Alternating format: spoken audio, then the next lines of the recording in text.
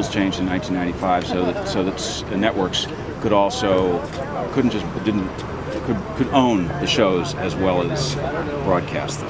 Formerly they were separated, and the FCC changed the rules in '95. So since that time, which is actually about when I started writing television, we've actually been seeing what it's like working in an industry where there are very, very fewer and fewer buyers all the time. They are unlike theater or unlike the world of literature. What you write for television or film belongs to the studios, and the studios are, for copyright purposes, the authors. And that's the way it's been for as long as I've heard. Media seem to be very profitable right now, and the internet is presenting the possibility of astronomical profits in the future. And the less of that they have to share, the more for themselves.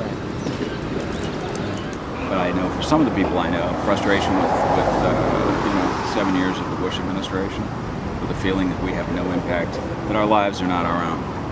We have no impact on public policy. We have no impact on foreign policy. People march, they write letters, nothing changes. I think frustration over that, and then frustration over the sense of sort of growing concentration of power in the entertainment industry. In the same sense of having less and less autonomy, is part of what's fueled this. But the other thing is, you look at the numbers, you look at the charts, and you realize that if the studios and the networks have their way about this, and I don't know that all of them feel this way. I don't think they're a monolith. I think there are undoubtedly differences of opinion even among them.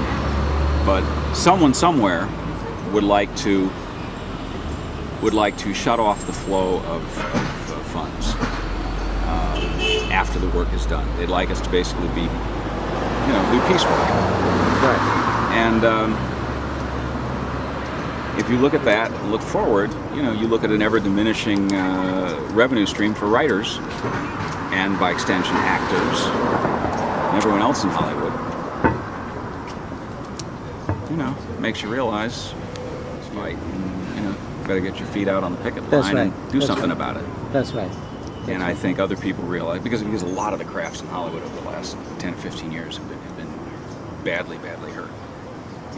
Musicians, there are a lot of people who can't make a living anymore in Hollywood because of changes in technology, because of, jobs going overseas. It's hard for them to outsource writers, but they can send crews, they can send actors and directors overseas to shoot, in other countries, or they can usually they pick up crews in those countries.